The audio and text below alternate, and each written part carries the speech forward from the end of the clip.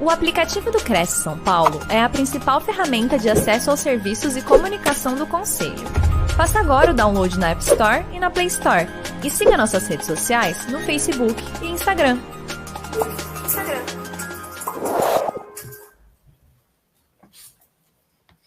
Olá, muito boa noite a todos, tudo bem? Boa noite.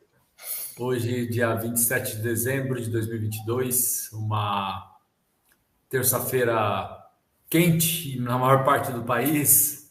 E espero que vocês todos tenham tido um excelente final do ano, um Natal cheio de paz e amor com a família, e enfim. Bom, dando continuidade ao nosso trabalho aqui na TV Cresce, hoje nós temos uma convidada muito especial, a doutora Carolina Pavão. Ela é advogada, especialista em direito imobiliário. Deixa eu mudar aqui minha tela para esse lado, que assim eu leio melhor para vocês. Advogada especialista em direito imobiliário, atuante há 14 anos na área, desde judiciário à advocacia privada, pós-graduada em direito imobiliário, tributário, empresarial e imobiliário aplicado, membro do Instituto Brasileiro de Direito Imobiliário, CEO da Pavão e associados à advocacia e consultoria imobiliária desde 2015. E a doutora Carolina também é técnica em transações imobiliárias, colunista e palestrante na área imobiliária e produtora de cursos de documentação imobiliária. E o tema da nossa palestra é a importância do due diligence para os contratos imobiliários. E vocês sabem, né, que contratos mal redigidos trazem vulnerabilidade às partes, como perda de direitos e mal entendidos, né? E traduzem insegurança nas condutas, dano à imagem do intermediador e, o pior, prejuízos às partes. A melhor forma do corretor de imóveis desenvolver o seu trabalho com diligência e segurança é sempre estar atento às suas obrigações como profissional, se adequar às atualizações normativas, realizar cursos de atualização e compreender o início, o fim e o resultado do seu serviço. A live terá como foco, como já foi falado, o due diligence, sua importância, como deve ser feita, principais documentos e a motivação de existência de cada um desses documentos e, consequentemente, a importância destes para um instrumento particular de promessa de compra e venda. Doutora Carolina Pavão, é uma satisfação tê-la conosco. Em nome de toda a diretoria do Cresce, em especial o presidente do Cresce, o José Augusto Viana Neto, eu agradeço a presença e passo a palavra para a doutora, desde já agradecendo a sua disponibilidade, a sua atenção para conosco. Uma boa noite, uma boa live. Estamos aqui à disposição, que a doutora precisar, a gente está aqui para todo o pessoal da técnica, está aí nos bastidores para nos auxiliar. Bacana, doutor Márcio. Muito obrigada. Inicialmente, eu já agradeço a todo o pessoal do Cresce e também aos telespectadores dessa noite pela oportunidade de estar aqui com vocês. Falar do direito imobiliário é algo que eu gosto muito, mas principalmente falar do direito imobiliário e das nuances jurídicas para os corretores de imóveis. Por quê? Vou contar resumidamente um pouquinho da minha história inicial. Eu trabalhei no judiciário, e no judiciário, numa vara bem específica sobre contratos imobiliários. Então, ali nós já conseguíamos visualizar no meio dos processos quais os principais problemas do dia a dia da transação imobiliária. O que acabava por ocasionar os processos. Muitos a gente resolvia de uma forma amistosa, numa audiência conciliatória. Outros acabavam por se estender por muitos anos em discussões que poderiam ter sido evitadas se tivesse sido feito todos os procedimentos da transação imobiliária, que a gente sabe que hoje, a transação imobiliária hoje não, né? Sempre. Não é apenas o aproximar das partes, mas o orientar, o esclarecer, né? Tirar as dúvidas sobre as questões jurídicas vinculadas ao imóvel e a cada uma das partes, vendedores e compradores. E se esses passos tivessem sido analisados com calma, dado a devida atenção, nós teríamos evitado aquelas problemáticas que geravam processos judiciais, abarrotando o judiciário e complicando as partes.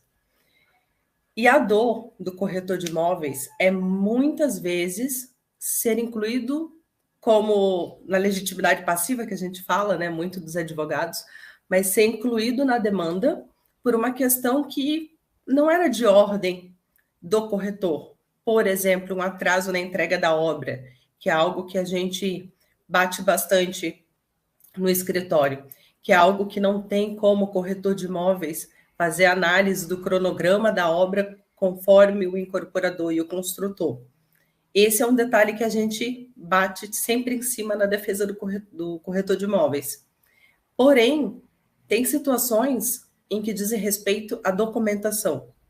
Uma falta de análise de uma certidão negativa, uma análise se existe um processo judicial em curso.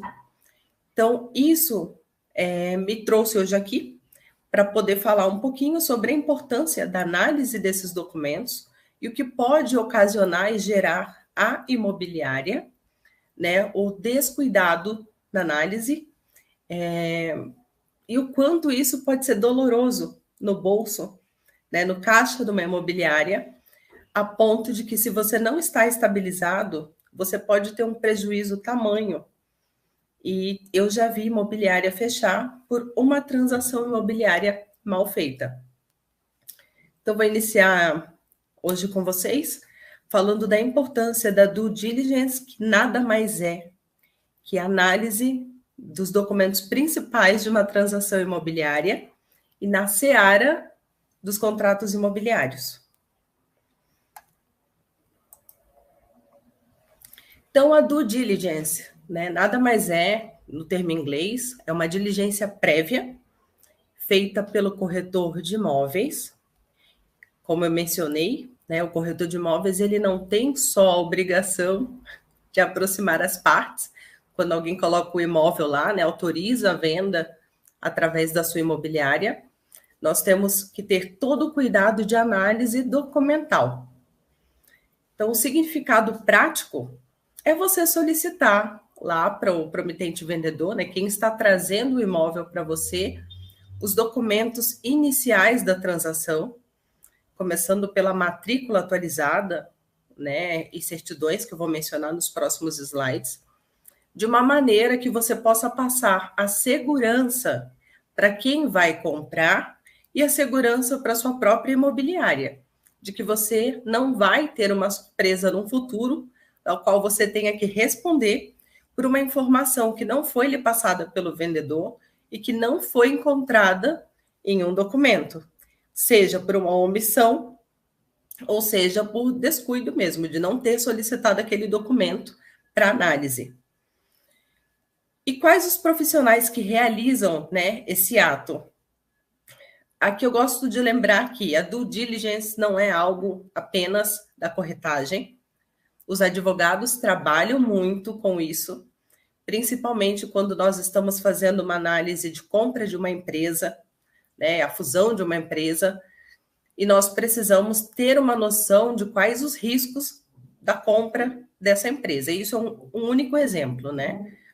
Então, nós elaboramos um parecer jurídico apresentando diversas informações sobre a empresa, seja o balancete, eventuais dívidas trabalhistas, problemas judiciais, protestos, o que eu vou assumir comprando aquela empresa. Porque depois que eu compro, eu acabo assumindo todos os problemas e riscos qual foi me apresentado. Então, estou fazendo esse vínculo aqui só para a gente, primeiro, saber que não é um ato só do corretor de imóveis. O advogado, ele deve fazer também esse serviço para o cliente que procurar ele, mas a corretagem traz isso lá no seu artigo 723 do Código Civil, que diz que o corretor tem que ter essa diligência.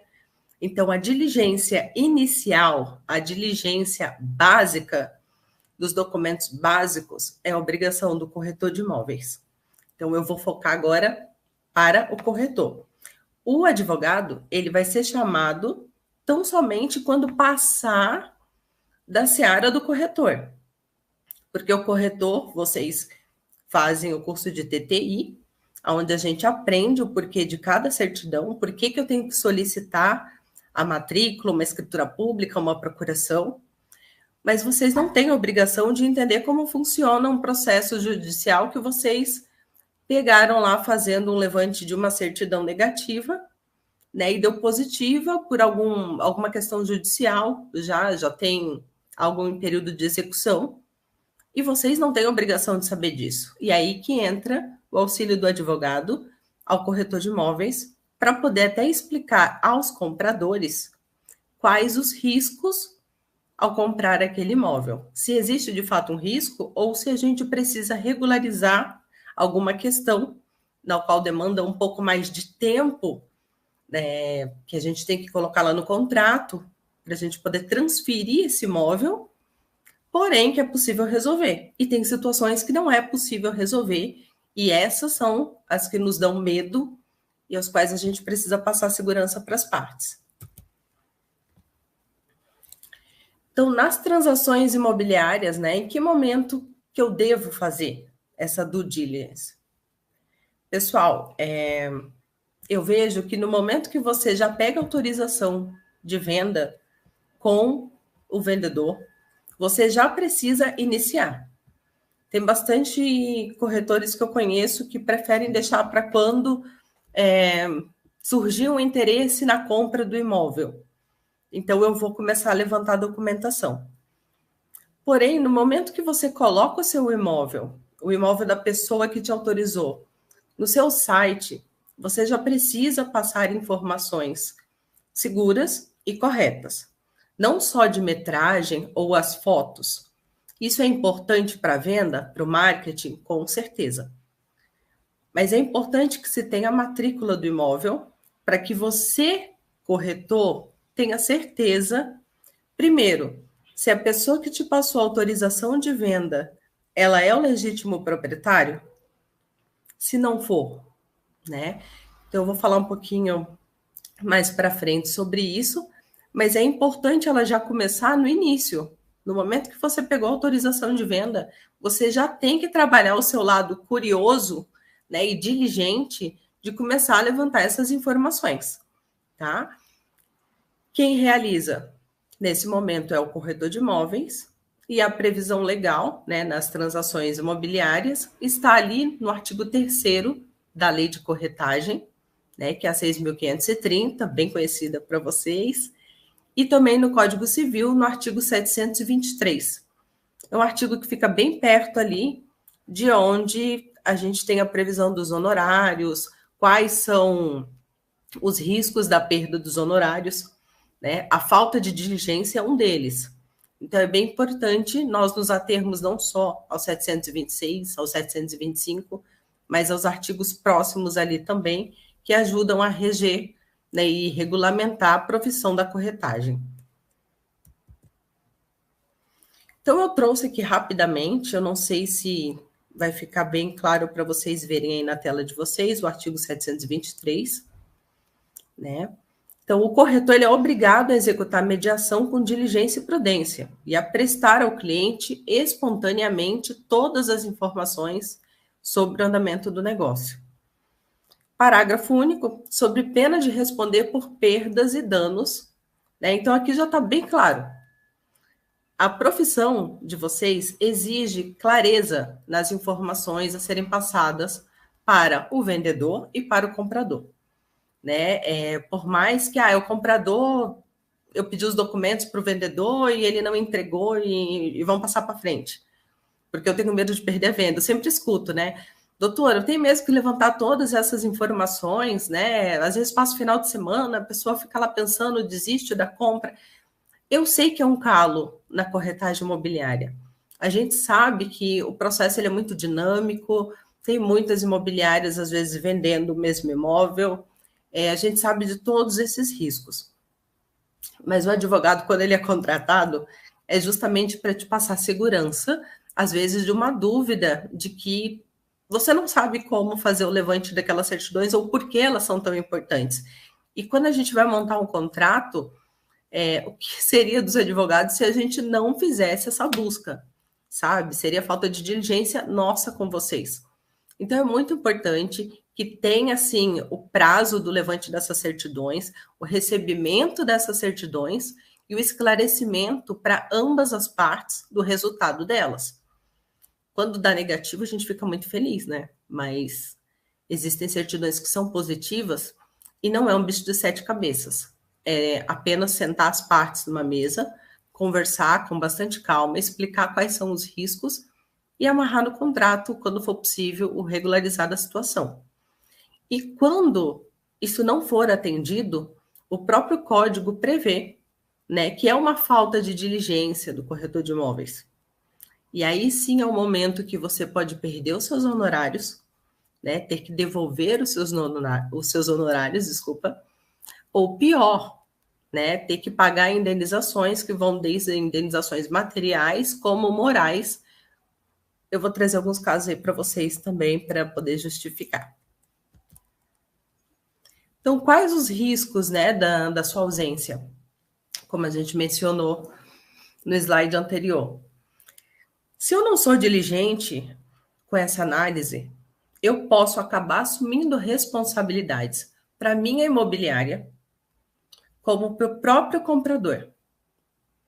Eu posso passar para ele, auxiliar ele tranquilamente em toda a transação, e no momento que se fizer a transferência lá no registro de imóveis, vão ser solicitadas situações como, por exemplo, regularizar o IPTU para fazer uma transferência. Eu não sei se no cartório de vocês de registro de imóveis de São Paulo existe essa exigência, mas aqui em Joinville, em Santa Catarina, sim. E se eu não levantei essa informação para o comprador, e pior, se tiverem dívidas de muitos anos, né, muitos valores pendentes, eu acabei trazendo uma responsabilidade fenomenal para o nosso comprador, sem que ele soubesse. Então, você vai perder a sua credibilidade como profissional, porque a primeira pessoa que ele vai pensar em dizer, ele não vai nem culpar o vendedor, ele vai dizer que foi você que não falou para ele, né? Então, é muito importante nós termos todo o cuidado para nós não assumirmos uma responsabilidade alheia, né, que era um débito do vendedor, e também não trazermos prejuízo ao nosso cliente, que pode manchar a nossa marca, o nosso nome no mercado, e pode, eu perco o cliente pode entrar com processo, daí vem a questão da má fama, Reclame Aqui, e outros sites que a gente sabe que existe e que vem macular nossa imagem.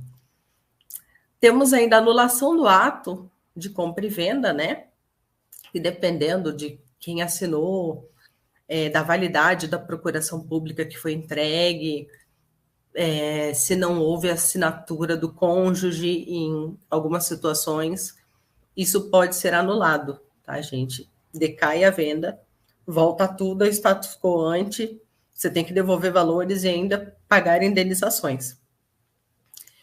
E quando não houver observação de direito de terceiros, né, que nada mais é, de novo, quando eu esqueço de colher a assinatura do cônjuge, né, e o regime de casamento do casal exigia, né, seja a comunhão total ou a parcial de bens, a separação tiraria essa obrigação, a separação total de bens.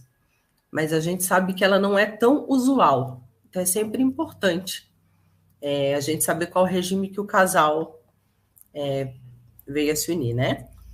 E quando a gente esquece também de assinatura de, por exemplo, os filhos, né, está havendo uma venda de um ascendente para um descendente, né, em vida, né?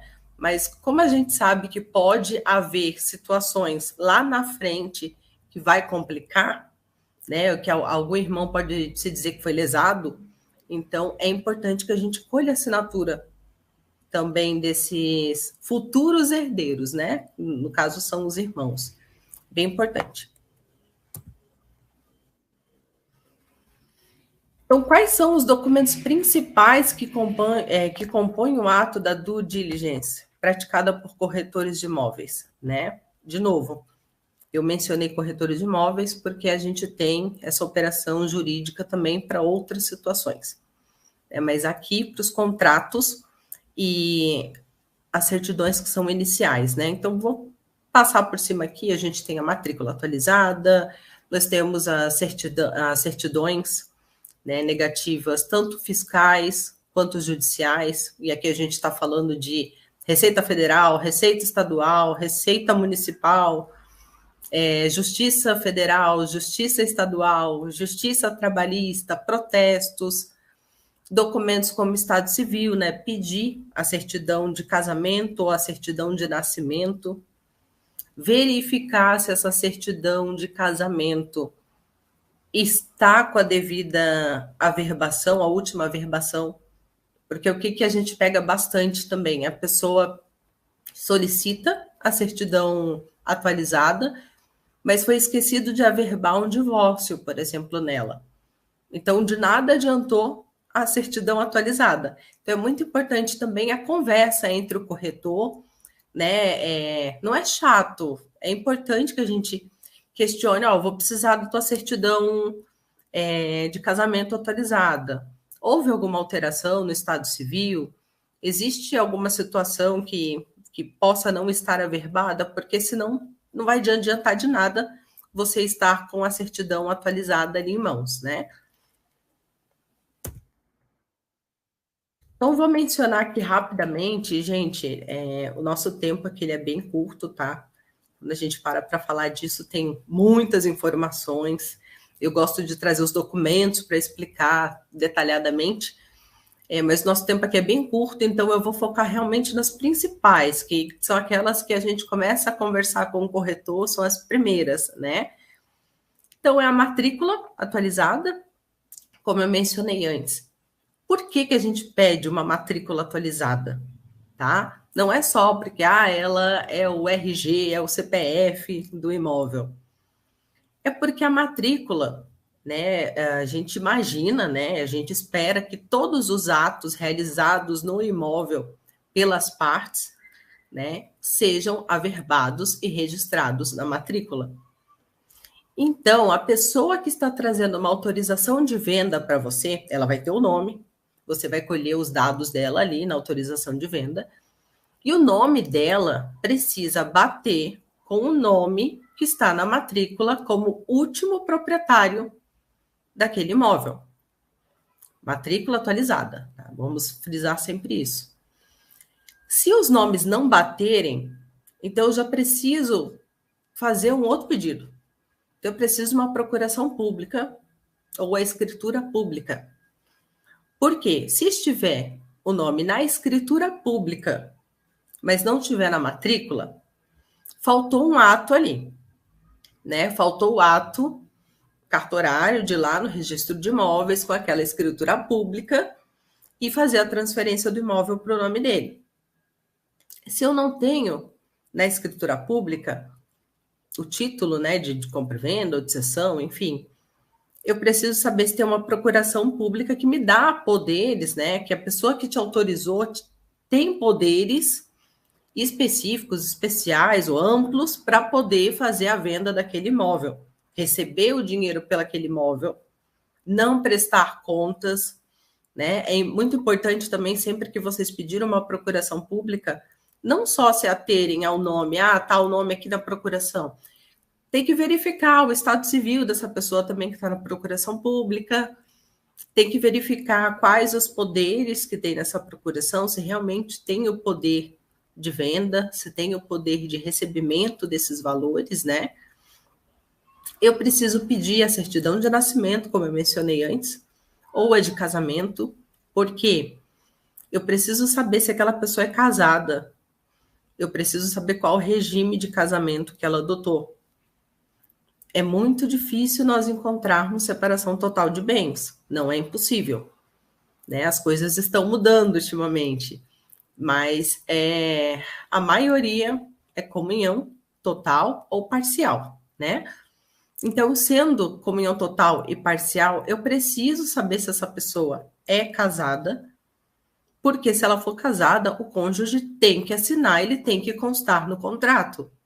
Se não tiver assinatura de um dos cônjuges no contrato, eu tenho risco de ter a venda anulada, trazer problemas de novo para a imobiliária, para o comprador, né? E com esses problemas vem não só o processo judicial em si, que é moroso, que vem macular a imagem de vocês, mas vem todos os custos judiciais com o advogado e com as condenações.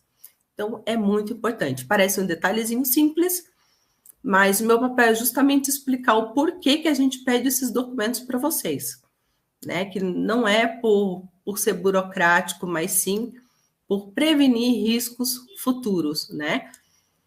Outro ponto que eu acho bem importante mencionar hoje em dia que a gente tem, né, a união estável. A união estável, ela resguarda esses direitos do companheiro, né? Então, a união estável, ela também traz a possibilidade dos regimes separação total, comunhão total ou parcial. Então, se a pessoa apresentou para vocês a certidão de nascimento porque ela nunca foi casada, ou ela foi casada e está divorciada, é muito importante perguntar se ela constituiu uma união estável que não está averbada na certidão de casamento. Porque a união estável, não é praxe a gente pegar lá a declaração de união estável e levar no registro civil. Ela não altera o estado civil da pessoa. Então, a gente não leva até o cartório de registro civil. Entretanto, ela garante o direito da pessoa que está com você, que está convivendo com você. Então, é importante também que se questione, né, ao seu cliente, ao vendedor, se ele possui uma união estável ou não. Se possuir, eu preciso ter o mesmo cuidado como se fosse um casamento. O companheiro, ele deve assinar sob pena de anulação também do ato, tá, pessoal? Então, só para resumir ali, o porquê da matrícula, o porquê da procuração pública, o porquê da escritura pública. É nós termos a certeza quanto à legitimidade, tá? A legitimidade da pessoa que está vendendo. Ela pode realmente vender? Ela é legítima, tá? E também dos desembaraços, né? Os desembaraços é quando a gente menciona principalmente as certidões, que é o próximo slide. As certidões negativas de protesto, fiscais, judiciais e outras, né? É onde a gente verifica os ônus e as ações, e aquela palavra bem bonita, né? Ônus e ações hipersecutórias, que agora a gente pôde resumir para matrícula e certidão de inteiro teor. Certidão negativa é bem prático e mais visual. A certidão negativa, ela visa justamente saber se a pessoa que está vendendo o imóvel, ou mesmo o imóvel, possui débitos, né? Possui valores em aberto com algum tipo de credor. Seja o próprio fisco, né? Será que a gente tem dívida de IPTU municipal? Será que nós temos dívidas de TCMD não pago estadual?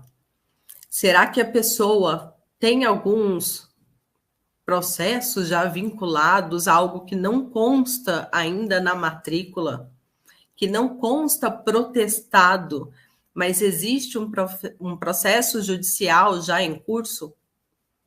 Então, é por isso que a gente precisa levantar as certidões negativas fiscais, como eu mencionei antes, Receita Federal, Receita Estadual e Prefeitura, né? Saber se eu tenho dívidas em aberto, que eu preciso informar o vendedor para que ele venha quitar, ou informar ao próprio comprador que existe aquele fato, existe aquela dívida, né? Se for dívida de IPTU, por exemplo, é uma coisa muito negocial, que você pode chegar para o vendedor, ele abate o valor do bem, né, para a pessoa fazer o pagamento, comprador fazer o pagamento do IPTU, e aí deduz do valor da transação, ou o vendedor vai lá, quita o débito, né, ou vai lá, parcela o débito também, e tudo isso tem que estar no contrato.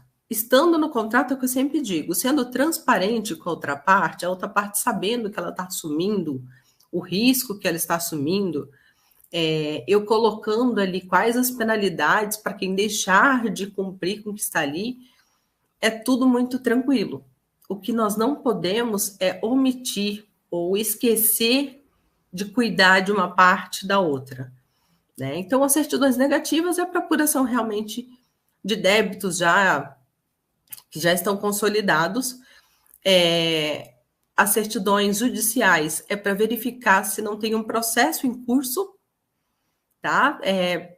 Lembrando que para ir para a matrícula, lembrando não, né? Isso não é obrigação de vocês saberem, dos corretores, mas antes de ir para a matrícula, tem todo um processo judicial no qual aquele bem imóvel ele pode ter sido envolvido como uma garantia de uma dívida, por exemplo, ou pode estar sendo, inclusive, objeto de um processo judicial. Só que a verbação, o registro, só vai para a matrícula depois que sair a condenação desse processo. Então, por isso que é importante nós fazermos o levante também das certidões negativas judiciais, porque a gente vai saber se tem algum processo vinculado no nome daquela pessoa que está vendendo o imóvel. E aí o corretor é o momento que ele pode procurar o advogado para poder questionar do que se trata esse processo, qual o risco desse processo judicial. O advogado vai entrar, vai verificar. A pessoa tem essa dívida. Diz respeito ao imóvel ou a um valor grande que possa impactar nessa venda. Às vezes é uma dívida pequena, né? Um boleto simples não vai impactar na nossa transação. Mas às vezes é uma dívida trabalhista grande, né? E que já foi arrolado, inclusive, esse imóvel lá como garantia. Então, isso a gente precisa se ater, tá? É bem importante as certidões judiciais por essa situação. E são as certidões que vocês podem pedir também auxílio de advogados para poder compreender o processo judicial e passar com maior clareza para o cliente de vocês. Quando a gente fala de ações, né, rei persecutórias, o que a gente está mencionando? Nós temos ações que impactam diretamente no bem imóvel, como eu mencionei antes, ações que dizem respeito ao imóvel em si. Por exemplo, estou trabalhando com uma uso capião. É sobre aquele imóvel ali que está entrando na transação. Tem alguém dizendo que tem direito sobre aquele imóvel, né? Ou outras ações ainda um pouco mais complicadas de reintegração de imóvel e a pessoa está tentando fazer a venda dele. E tem ações de cobrança, que são ações, como eu mencionei antes, que nada tem a ver com o imóvel, porém, como o credor não está conseguindo encontrar outros bens para poder indicar como garantia de pagamento daquela dívida, ele indica um imóvel. Às vezes a dívida é até inferior ao valor do imóvel. Porém, eu indico para ter certeza e, havendo a venda desse imóvel, eu vou querer levantar aquele valor, a parte que me cabe no processo. Então, é importante você solicitar a certidão de ônus, que hoje a gente puxa lá como inteiro teor, e verificar se não existe processos judiciais vinculados.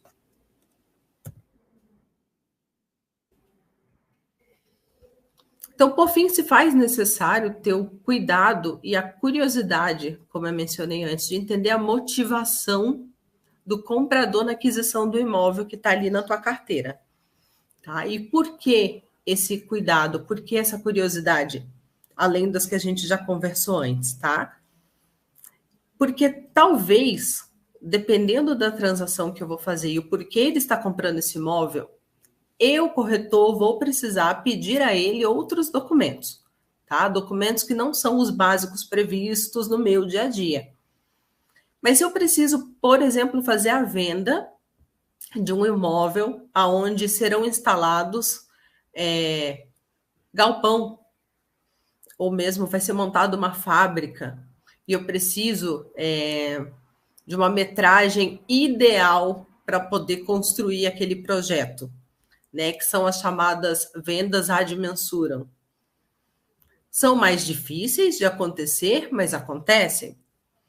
E para esse cuidado, eu vou precisar solicitar documentos do imóvel ao vendedor, para ter certeza, uma topografia, para ter certeza que a metragem é aquela que consta na matrícula. Sim, a gente tem divergências, muitas vezes, não são poucas, entre a metragem que consta na matrícula e a metragem que consta na própria escritura pública. Então, eu preciso fazer, né, uma retificação diária, ou eu preciso passar para o comprador, ó, a metragem aqui é menor e não tem como nós resolvermos isso. Te interessa ainda manter a compra com essa metragem? Então, isso assim, tem que estar muito transparente, porque se ele não conseguir construir o projeto dele e a venda foi ad mensuram, ela pode cair, pode cair. O problema é quando passa para frente, ele vê que a metragem não era aquela que foi vendida para ele, e ele pode pedir a rescisão do contrato, porque não foi seguido, não foi atendido, né, a metragem que ele precisava, porque ele tinha uma obra, uma intenção específica, um projeto específico, e você, como corretor, não teve esse cuidado. Ele te deu essa informação, de alguma forma, não só verbal, mas vamos pensar um pouco pior, ele passou essa informação para você por escrito, né? Ele tem como comprovar, e você realizou a venda e ignorou essa informação. Então, ele pode pedir a rescisão, né, desse contrato, pedir a devolução dos valores, entre outros, né, dependendo de como vai se dar essa negociação para o encerramento. Eu preciso saber se no imóvel que eu estou vendendo, tá, e a pessoa vai comprar para construir, se essa pessoa vai conseguir levantar o alvará de construção, se naquela área que eu estou vendendo imóvel e ele tem a propensão de abrir um comércio, se pode ter um comércio ali, né? Dependendo de qual comércio. Eu tenho a possibilidade de colocar em funcionamento uma balada aqui, eu tenho a possibilidade de colocar em funcionamento aqui uma casa de idosos. Eu preciso saber se a área, né, se o ordenamento municipal permite isso. Então, eu também tenho que passar essa informação para o meu cliente que está comprando e verificar com o vendedor e talvez solicitar laudos e certidões a mais. Se eu estou vendendo uma área também que é para uma construção, e aqui imaginando até um caso em concreto que eu já trabalhei, no qual era uma área grande para soerguer um prédio. Entretanto, com o projeto de um prédio, eu preciso ter os espaços para garagem, né? Eu preciso de uma área comum grande relativamente do que eu soerguer dos blocos apenas. E se eu tenho uma área de APP dentro desse imóvel, ou se eu ainda tenho passando um rio, um córrego, enfim, no meio que me atrapalha fazer a instalação das garagens, eu já tenho o meu projeto impactado. O construtor, o incorporador, ele pode vir a alterar o projeto? Pode. Mas vai ter momentos, e como esse caso que eu mencionei, por exemplo, que não houve. Então, novamente, o que aconteceu? Na hora que chegou o arquiteto, fez a análise, que não foi feita antes, né? Nós tivemos que pedir a rescisão do contrato porque inviabilizava o projeto do incorporador. Então, é importante ter essas informações também, né? De novo, é o comprador que tem que saber o que ele vai fazer. Não. Você está vendendo um imóvel, né? Você não está vendendo ali um produtinho de revistinha, você está vendendo um imóvel. Esse valor do imóvel pode impactar não só na tua vida financeira como imobiliária, pode impactar na vida desse comprador, inviabilizar um sonho dele, inviabilizar um projeto gigantesco dele. Então, a gente tem que ter cuidado, sim. Tá? E, na dúvida, sempre procurar os profissionais específicos. Procure engenheiro ambiental, procure engenheiro civil, vai atrás do advogado, procure profissionais que possam te dar essa segurança que em algum momento você ficou em dúvida. Essa dúvida ela não pode ser ignorada, tá? Você tem que ir atrás de pessoas que possam te resguardar e passar uma segurança para o teu cliente que está comprando tão bem.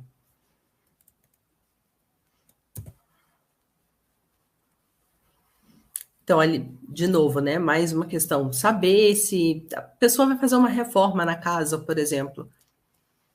Será que as instalações elétricas ou toda a parte hidráulica suporta aquela reforma?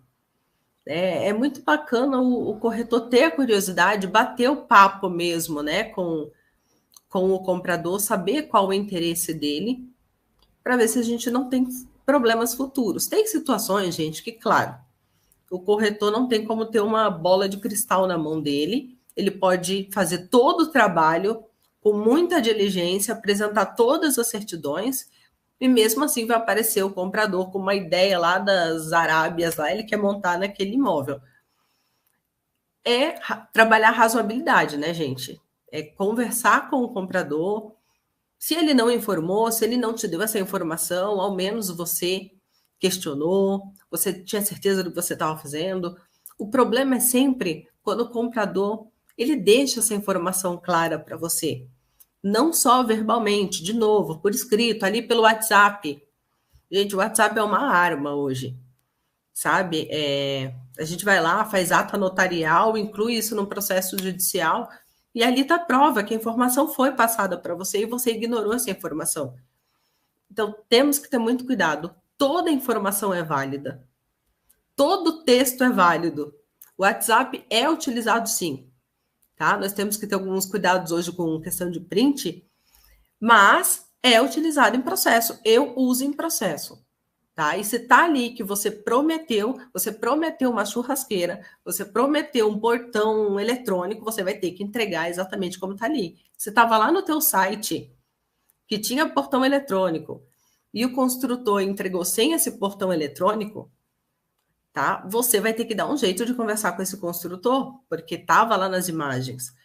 Então, imagem, informação, gente, informação é muito importante.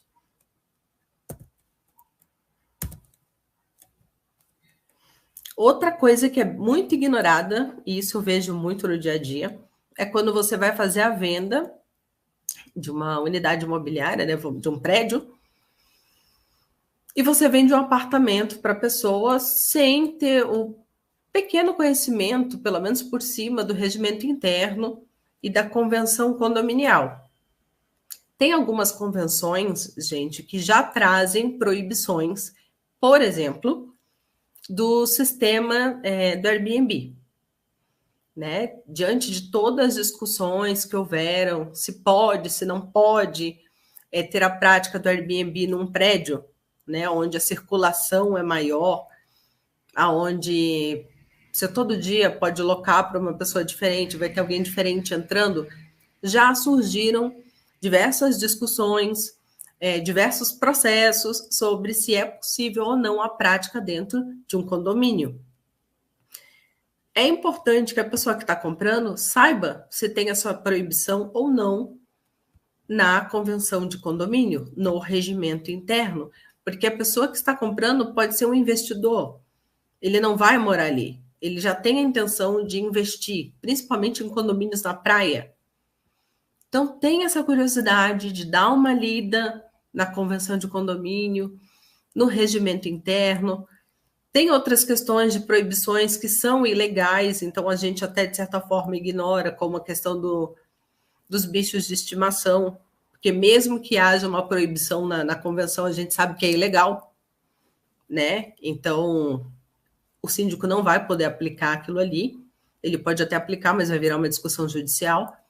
Mas as questões como Airbnb, que está muito forte na mídia, é muito importante que você saiba se aquele condomínio já não colocou lá na sua convenção, já não fez alteração, porque tem muitos condomínios correndo para fazer as alterações.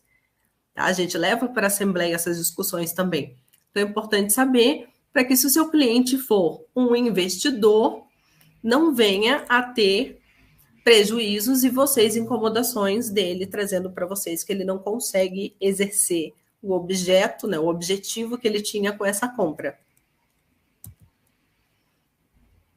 Então, aqui eu trago rapidamente, como a gente sabe, né? Jurisprudência tem muitas palavras, é muito texto, e eu não estou aqui para encher vocês e ficarem amedrontados.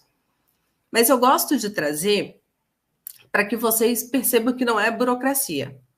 Nossa, é porque a gente tem receio. A gente não quer ver um cliente nosso, né, um assessorado nosso, com problemas judiciais lá na frente de coisas que poderiam ter sido evitadas através de um contrato bem redigido e através, então, da due diligence, que é o nosso assunto de hoje. Até que eu trouxe algumas jurisprudências, tá? Tem de vários estados aqui. Se a gente for parar para puxar, a gente encontra de todos os estados, né? Mas temos aqui do TJSP. Ela não chega a ser muito nova, mas de 2014, já trazendo sobre a falha na prestação do serviço, né? A falta de clareza das informações ao prometente comprador. Não houveram as informações necessárias, houve um insucesso do negócio, né? A venda decaiu, e com isso o dever de devolução dos valores pagos em arras e os valores já pagos a título de parcelas, e indenização de danos morais nesse caso. O juiz, ali na sentença dele, ele utiliza justamente o artigo que eu mencionei antes para vocês, o 723 do Código Civil, que é o que diz que vocês precisam ter a diligência total na análise dos documentos e passar essas informações para o comprador. Pessoal do Cresce, eu não sei se posteriormente pode disponibilizar esses slides, se alguém tiver interesse, por mim, tranquilo, tá? Outra aqui do TJSP, eu tenho uma possibilidade de uma ação, né? Ação para anular a compra e venda do imóvel.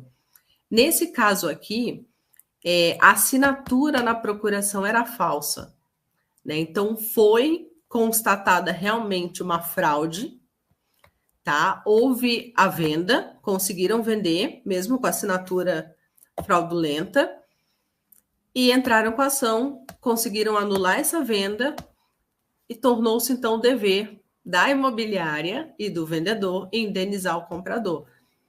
Ali, com certeza, e eu espero que tenha sido, né, só a má-fé do vendedor. E a imobiliária talvez não tenha feito a análise, primeiro, da assinatura, mas ter ido no cartório verificar se a procuração é legítima, ela está vigente. O cartório de títulos, ele vai dar essa informação para você. A procuração, ela traz um selo, né, no qual você já pode fazer a pesquisa e saber se aquela procuração ali realmente é legítima, não é uma falsificação, e saber se ela está vigente. Que a procuração, vocês sabem que ela, se eu não tenho mais interesse de passar poderes para a pessoa, eu posso ir lá e revogar a procuração. Então, eu preciso saber se a procuração que foi me apresentada no ato da venda, né, quando foram me dar autorização de venda, se ela era legítima, se ela estava vigente. Nesse caso aqui, houve fraude justamente nesse título. A procuração, ela estava com assinatura falsa. Então, me gerou um dever, tanto anulou a minha venda, como me gerou um dever de ter que indenizar a pessoa que foi lesada em conjunto do vendedor. Aqui nós temos TJRO, então, ação anulatória. Vício oculto não configurado. Aqui, o comprador ele tentou entrar com a ação, tá, para rescindir o contrato e alegando danos no imóvel. É que a gente precisa analisar sob outro ponto, né? O prejuízo que eu trouxe ao meu cliente. Ele entrou com uma ação diante de uma compra e venda de imóvel, onde ele constatou que tinha vícios ocultos no imóvel e que inviabilizavam a moradia dele. Nesse caso aqui, o juiz entendeu que é dever do comprador ir até o local, verificar o imóvel, analisar as fotos, se eu estou comprando de longe, por mais estranho que pareça, sim, existem, as pessoas compram imóveis hoje também pela internet, mas ficou caracterizado aqui que ele não teve essa diligência de olhar o imóvel, tá? Então, o comprador assumiu todos os percalços pelas situações encontradas nesse imóvel. Então, aqui, onde faltou o cuidado só do corretor? Talvez de acompanhá-lo mais ao imóvel, né? Aqui o corretor ele não teve um prejuízo, mas o cliente dele teve, né? E a gente não quer que o cliente saia falando mal da gente. Então, é sempre bom a gente fazer esse acompanhamento também. Nesse caso, a imobiliária, ela não foi indicada em processo, mas poderia ter sido. TJ, Distrito Federal, ação para anular o ato de venda e compra. A venda realizada sem assinatura do companheiro, união estável, passível de anulação. Nesse caso em específico, a parte deu sorte porque tinha se perdido o tempo, né, para poder entrar com esse tipo de ação e a ação acabou sendo improcedente.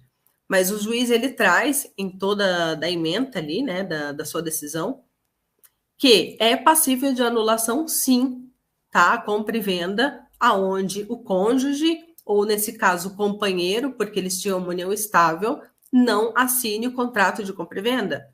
Não vá lá assinar a escritura pública. Tá? Então, gente, é passível de anulação. Isso tem que ter muito cuidado, e eu já peguei casos assim, de chegar com um contrato onde só o marido estava assinando. Tá? E pedir para o cliente incluir a esposa ali por momentos, situações que a gente às vezes não sabe, não queria incluir, mas isso iria dar brecha para uma anulação posterior, e eu colocaria em risco a imobiliária também. Então, gente, cuidado. São informações que parecem bestas, mas não são. Pendências de pagamento de PTU. Mais uma de Brasília, né? Nesse caso aqui, foi feita a venda do imóvel, tinha valores de PTU em aberto, ou seja, eu fiz a venda do imóvel, eu não identifiquei que tinha valores de PTU em aberto, então eu não levantei alguma certidão. Ficou pendente certidão lá da prefeitura do local. Então, foi feita a venda, o comprador, ele se insurgiu, entrou com ação judicial, justamente porque ele entendia que a responsabilidade tributária em assumir aquela dívida não era dele. Mas, infelizmente, porque venda de imóvel, né? Quando a gente fala também de dívida de condomínio, são obrigações que a gente chama no mundo do direito de obrigações propter rem, que nada mais é que a obrigação ela segue a coisa e não a pessoa. Então, se eu compro um imóvel que tem dívidas de PTU ou de taxas de condomínio e eu não me ative, não levantei as certidões, não fui assessorado, no momento que eu estou fazendo a transferência para o meu nome, eu me subrogo no dever de pagar essa dívida. Então, não adianta eu falar que essa dívida não é minha. Se não tiver no contrato uma brecha dizendo que o vendedor assume daqui para trás e eu daqui para frente, se passar batido no contrato, se passar batido as certidões, você vai ter que pagar o IPTU. Você vai ter que pagar os condomínios. Aqui, novamente, o meu tempo está encerrando, mas também é a mesma situação, tá? Taxa de condomínio em aberto, obrigação propter rem, obrigação segue a coisa e não a pessoa, eu vou ter que assumir o pagamento. Então, resumindo e finalizando, a partir da due diligence, o que é possível? Eu ter certeza que o ato, o negócio jurídico, ele é perfeito, eu passar segurança para as partes, tá? Eu me impor, passar para as partes a necessidade que seja feita, tem que esperar 5 dias para levantar todas as certidões, tá? Não é talvez eu levante, talvez não precise, tem que esperar, tem que aguardar. Evitar prejuízos de ordem pecuniária e moral quando a gente já passa ali para a questão de processo, imaculada a imagem da tua imobiliária. Resolver situações que apareçam em certidões por via de contrato de compra e venda, bem elaborado e transparente. Novamente, tem situações que, mesmo que apareçam positivas nas certidões, não inviabilizam a venda, Mas é necessário que você tenha transparência no contrato. Tem situações que você vai poder, como ali o próximo ato, regularizar as pendências do imóvel em tempo, né? Às vezes eu tenho uma averbação pendente, é só ir lá, averbar, eu vou perder mais 15, 20 dias, mas vou resolver a situação e não vou perder a venda. E evitar a consolidação do ato e prejuízo quando esse se apresentar fraudulento, duvidoso ou arriscado. A frase que eu deixo para finalizar é: seja curioso, tá? Não só diligente, que já é uma obrigação nata do corretor de imóveis, tá? Mas seja curioso, pergunte mesmo ao comprador, pergunte o que ele precisa nesse imóvel, para qual o objetivo dele com aquela compra, e pergunte para o vendedor dados que parece que nós estamos sendo invasivos, por exemplo, ao perguntar sobre o casamento dele, mas é importante saber para eu não ter problemas lá no futuro. Então, entenda o seu ofício por completo e o porquê de cada documento solicitado pelo teu advogado ou pelos cartórios, tá? O advogado ele precisa elaborar contratos bem amarrados, por isso que ele pede tantos documentos para ter certeza do que ele está colocando ali. E quando você entende a necessidade do pedido e o risco que a ausência desse teu cuidado pode gerar, tá? Você aprende e aplica com maior tranquilidade e segurança. Quando você não entende o porquê do documento, realmente fica complexo você entender o porquê de tantos pedidos. Mas quando você entende o risco, você não erra mais. Aqui eu vou deixar, gente, rapidamente. Eu tenho um curso em conjunto com uma grande amiga minha, que foi minha associada, a doutora Angela Megan. Nós elaboramos um curso de documentação imobiliária para compra e venda, e foi feito em parceria com o portal Publicidade Imobiliária.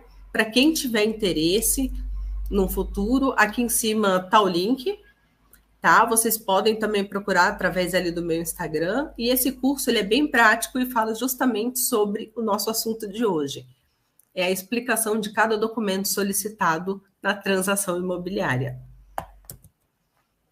Pessoal, eu estourei o meu tempo. Eu quero agradecer novamente a oportunidade de estar aqui com vocês, ao Cresce São Paulo, tá? Que é um órgão que eu admiro muito e que a gente sempre tem que lembrar que o órgão está aqui para nos ajudar, tá? É melhor você questionar antes, você ter certeza do que você está fazendo, do que você ser demandado administrativamente ou judicialmente. Sempre se atenha às leis, aos contratos, ao teu órgão e principalmente na importância da tua diligência com os teus clientes, sendo vendedor ou comprador. Cresce, telespectadores, muito obrigada por essa noite aqui com vocês. E é isso aí, passo a palavra novamente para o doutor Márcio. Nós é que agradecemos, doutora. Muito obrigado mesmo, muito esclarecedor. Antes da gente partir para algumas perguntas que temos, eu gostaria de agradecer a presença do Ivan Preus, João Batista Silva, que é de Mococa, São Paulo, Milton Moreira, o Luiz, que é de... Bom, ele não colocou de onde ele é. Muriaé. Oi? Acho que aparece Muriaé, ali, perdão. Muriaé. Isso, da Remax de Muriaé. Já morei em Muriaé, viu? Tenho paixão por essa cidade. Que bacana! A Eleandra dos Santos, o Josival Araújo, que é de Marechal Deodoro, Alagoas, a Casa das Isenções, Aladir Cipriano, o Paulo Costa, o Emerson Nunes, Elaine Branco, Laura Santana, Emerson Carvalheiro, a Cíntia Oliveira, e o Marcos Souza. Bom, tem uma pergunta aqui do Luiz. Ele pergunta assim: doutora, quando está na matrícula uma área registrada, mas na topografia da agrimensura atualizada mostra uma área maior, pois deu uma diferença, de área maior, em torno de 45%, pode ser vendido ad corpus. É uma diferença boa, hein? 45% é uma baita diferença. Nós temos um limite, né? Nós temos um limite legal para a venda ad corpus também, né? Até porque impacta no valor, Luiz, tá? Pode importar bastante no valor que o teu cliente vendedor pode acrescer, já que a área dele é maior, né? Eu entendo que sim, que impacta, que sim, que pode ter problemas também, mesmo que você venda como ad corpus, a diferença ela é gigante. Eu posso estar enganada com o número do artigo, mas eu acho que é o artigo 500 do Código Civil que menciona até o percentual que é cabível, que não tem problema porque a venda é ad corpus. Se fosse ad mensuram, nem esse percentual seria cabível, porque a pessoa precisa daquela área com aquela metragem. Na ad corpus, você não precisa estar com a área exatamente igual, porém, 45% é gritante, Luiz. Então, o ideal seria se fazer a retificação diária quando necessário e informar a parte, porque pode ser que o vendedor ele queira um acréscimo que pode ser negociado, tá? Pode ser negociado. Se o vendedor não se importar, tem outro detalhe, se o vendedor não se importar e vender com 45% a mais e o comprador não se importar em receber, tá tudo certo, mas coloca no contrato. Coloca no contrato que foi encontrado essa diferença e que as partes estão de acordo. O Everson Nunes, ele fala sobre a questão se o vendedor mentir sobre a união estável. A união estável, ela é feita por declaração em cartório, tá? Você pode ir no cartório, poder solicitar informações, né? Apesar de que eu nunca pedi uma declaração de união estável para verificar, tá, Everson? Eu vou ficar te devendo uma informação bem concreta sobre isso, porque ela não é um ato como uma procuração pública, por exemplo, que eu chego lá, eu peço, eu quero saber se tem uma procuração pública lá, ou se houve alguma transação, alguma escritura pública, e a pessoa me abra. Tá? Eu tenho um pouco de dúvida com relação a essa questão da declaração da união estável. Porém, eu sempre coloco e oriento a colocar no contrato que todas as informações que as partes estão me passando é justamente o que está constando no documento, e foram o que elas me passaram, e ainda coloco assinatura específica do lado da cláusula, tá? Estou vendendo um imóvel cuja o casal ali não vive em união estável, então ele é solteiro, e essas informações foram declaradas e legitimadas por essa parte onde ela assina aqui. E a parte tem que assinar. E o comprador também vai assinar. Por quê? Se ela mentiu para você, pelo menos a tua parte como corretor de imóvel você fez. Você questionou, você informou, você destacou no teu contrato, coloca ainda em negrito e pede para assinar do lado. Porque aí, se houve, então, essa omissão, a omissão, pelo menos, você teve o cuidado de perguntar. Mas eu fiquei em dúvida com relação à declaração. Vou buscar levantar essa informação. Pode me chamar no Instagram, que assim que eu tiver, eu compartilho com vocês. Olha, eu gostaria só de lembrar também, doutor, que os nossos... o pessoal que está participando, que está nos assistindo, né, pode também solicitar esses slides para a doutora diretamente no Instagram, uma forma também de ter uma interação com a doutora, né? @Carolina Pavão é o Instagram, ou então pelo site da doutora, www.pavoassociados.com.br. Claro, evidentemente, a gente vai ter o maior prazer também em fornecer, mas para isso vocês precisam de mandar um e-mail para o faleconosco@crescsp.gov.br. Mas eu sugiro que vocês todos façam contato diretamente com a doutora, esclareçam dúvidas, e é uma forma de interagir com a doutora de forma direta, né? Terei todo o prazer em respondê-los, pessoal, e compartilho sim. Muito bom. Doutora, o nosso tempo esgotou, mas olha, mais uma vez eu gostaria de agradecer a presença da doutora, em nome da diretoria do Cresce, em especial o presidente do Cresce, o José Augusto Viana Neto. Eu agradeço e sempre muito bom trazer conteúdos práticos de alta relevância para os nossos profissionais. Muito obrigado, doutora. Eu que agradeço mais uma vez, gente. Boa noite em cada estado que vocês estiverem aí. Boas festas de final do ano. Se cuidem, usem cinto de segurança, cuidem com as enchentes e não esqueçam de sempre estar atento nas vendas, nos seus documentos. Cresce São Paulo, é um prazer estar com vocês. Doutor Márcio, Gilberto, que me auxiliou ali também, Natasha, muito obrigada. Espero estar mais vezes com vocês. E para vocês aí de casa, nosso muito obrigado. Lembrando que tudo que a gente faz é para vocês, corretores de imóveis, e para que vocês tenham sempre conteúdos de qualidade, que possam desenvolver na carreira, possam ter instrumentos para sempre atingir os seus objetivos. Muito obrigado, um excelente final de ano, muita paz, muita saúde, muitas boas vendas ao longo de 2023. Um grande abraço a todos, até mais, até a próxima. Tchau, tchau. Tchau.